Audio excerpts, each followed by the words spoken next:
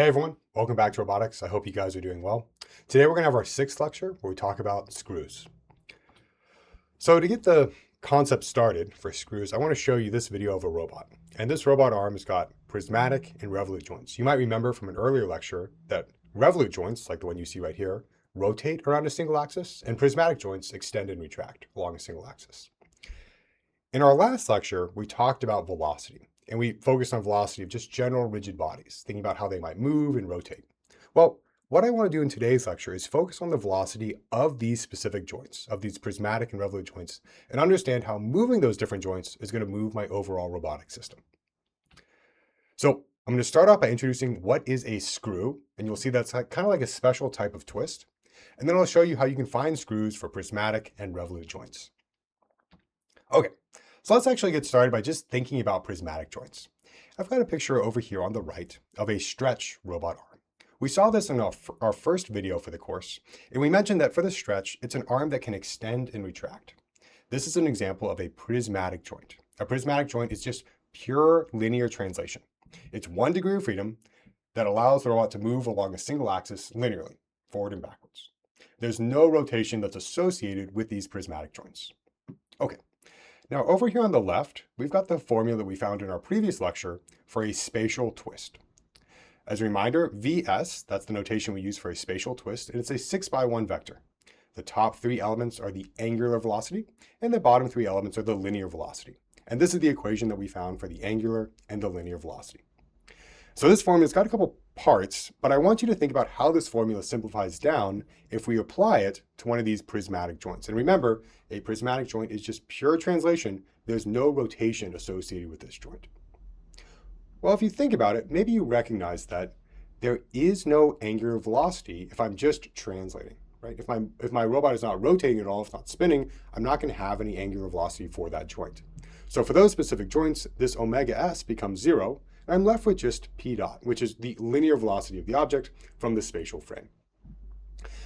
And so the point I want to make here is that this overall formula that we have for a spatial twist really simplifies down when we apply it specifically to prismatic joints. It goes from what you see in the first line to just all zeros on the top for the angular velocity, and then a linear velocity of p dot. Okay. Let's apply that same train of thought to a revolute joint. And as a reminder, I want to talk a little bit about what these revolute joints are on the right. So a revolute joint is just pure rotation around a single axis. You can imagine just rotating around the X or the Y or the Z axis, or maybe some combination thereof, but it's just 1 degree of freedom, pure rotation. This robot is a panda robot arm. It's white with the black spots, and it's made of several of these revolute joints. And in each joint, it allows it to rotate. You could also think of your arm as another good example of several of these revolute joints. Now, the revolute joint, I want to emphasize its pure rotation. Just a joint, a 1 degree of freedom joint that enables links to rotate around a fixed axis. There's no translation associated here. And so if I take my overall formula for a spatial twist, you might think for a second, what part of this formula is going to maybe simplify out when I apply it to these revolute joints? It's a bit tricky here, but certainly omega s is going to stay, right? Because omega s is our angular velocity, and we know if we're rotating, the rotation of that joint will contribute to our angular velocity. Similarly, this p, if you remember from our previous lecture, that's the distance or the moment arm between the spatial frame and that link or whatever it is that's rotating in space. So that doesn't necessarily go away. But this p dot, that's the linear velocity of the object from the spatial frame's perspective. And since there is no linear velocity associated with that revolute joint, we drop this term. So p dot is going to be 0 when we apply the spatial twist specifically to these revolute joints. And so I'm ending up with what you see down here. Okay, again, so overall, the spatial twist formula, it kind of reduces down when I apply it to these very common robotic joints. And that principle allows us to introduce something called a screw. So a screw is like a twist, just like the spatial twist we saw, but it's normalized. It's going to be a 6x1 vector, and it tells us the axis of motion. There are 2 main types of screws that we need to know. One is for prismatic joints, and one is for revolute joints. And again, the key idea here is that a screw is going to tell us how either that prismatic or the revolute joint moves in space. I'll start off by introducing the screw for a prismatic joint. And the notation we like to use for screws is this capital S. So capital S, that's a screw. Similar to the capital V we had before, it's also going to be a 6x1 vector. So what you're seeing right here is a bit of shorthand.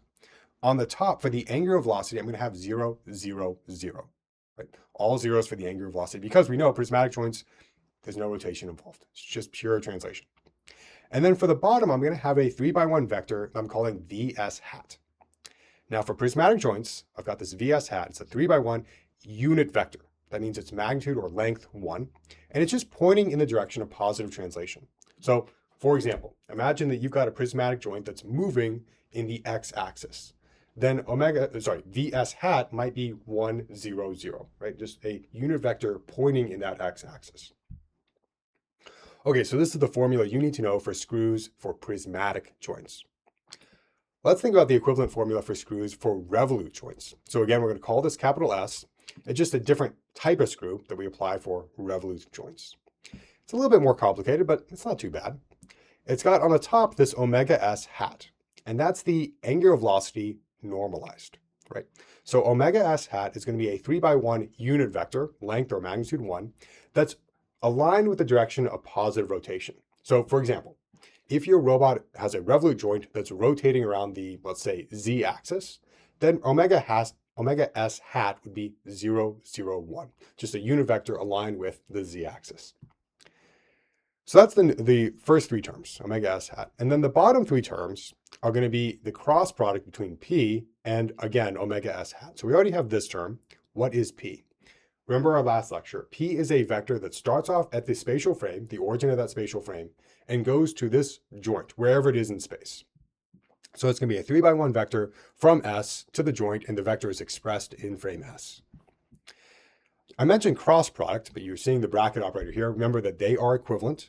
P bracket is the bracket 3 operator, such that the bracket of P is equivalent to P cross omega S hat. And if you're unfamiliar with this or you don't remember how to program it up, in our previous lecture, we talked about this operator. In our practice set, we showed how you can program this in MATLAB. Okay, so this is our screw that we use for revolute joints. And if you flip back a few slides, this is our prismatic, this is our revolute screw. If you flip back to the examples we came up with here, you'll notice that the prismatic screw very closely aligns with this. It's just a normalized version of this, where this is now a unit vector. And the revolute screw really closely aligns with what we found for the spatial twist applied to revolute joints. Just omega S hat is now a unit vector. And so hopefully you can see how these screws directly come from twists when they're applied to prismatic and revolute joints. Okay, let's try some examples. I think some practice will make this concept a lot more clear. We're going to start off with a prismatic robot, and I'm excited to show one of the first robot arms we're going to have in this seminar. So the robot arm, it's grounded. Here, this is my drawing for the ground. It's got this ground, and the spatial frame is connected to the ground right here. So this is where my spatial frame is going to be. Then L units up along the YS axis, I've got a prismatic joint. And this is how I'm going to try to draw prismatic joints. The idea for this drawing is a joint that extends, right? And this joint extends, and the amount of extension is going to be theta units. You can think of it as meters or whatever unit you like, but I'm just going up and down theta. So theta is how much I extend. So this is L plus theta units up along the y-axis. And what I want to do is try to find the screw that's associated with this prismatic joint. Now, the formula you want to remember is this one right here.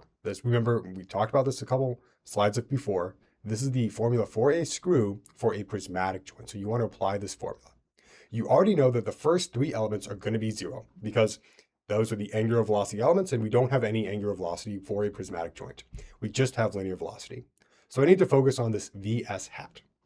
Reminder, Vs hat, it's just a unit vector pointing in the direction of positive translation. So maybe take a second, look at the drawing, and see if you can figure out what you should put for this. Hopefully you came up with something like 0, 1, 0. And the idea for that is this thing is translating up and down along the y-axis. And the y-axis, 0, 1, 0. Sure, so positive translation would be along the y-axis.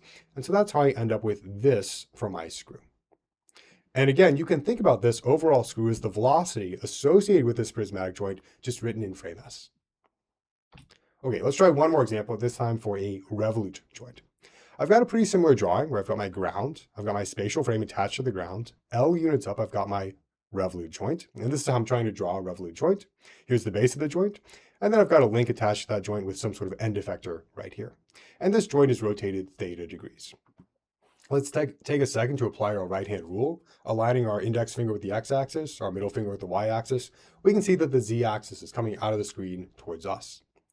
Similarly, we can apply our second part of the right-hand rule, aligning our thumb with that z-axis, to recognize that yes, this counterclockwise direction is actually the positive direction of rotation. So this is rotating in the positive, it's rotated by positive theta units along the z-axis. Okay, so let's see if we can find the screw.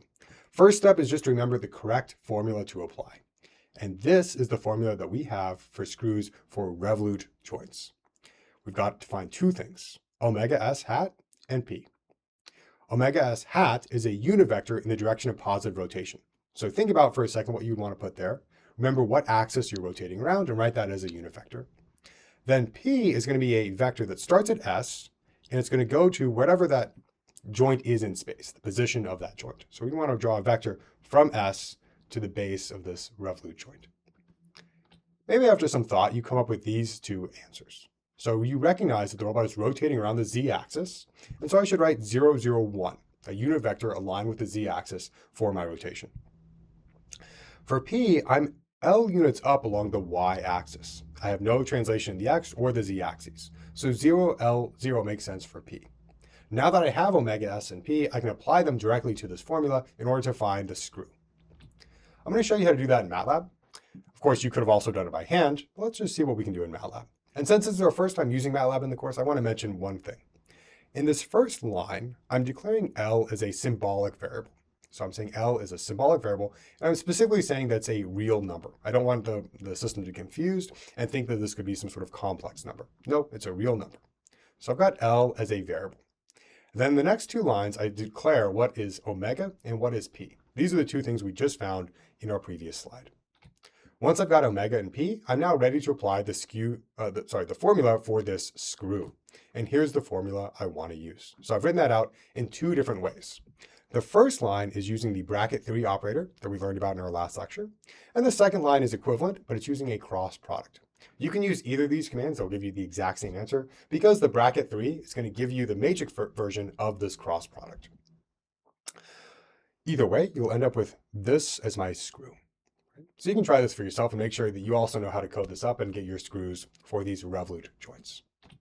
And here's my overall answer. I've got 0, 0, 1, L, 0, 0. I'm rotating around the z-axis, and that rotation, that angular velocity from that rotation also provides a linear velocity in the x-axis. Overall, what this screw is telling you is that the velocity associated with this Revolute joint in frame S.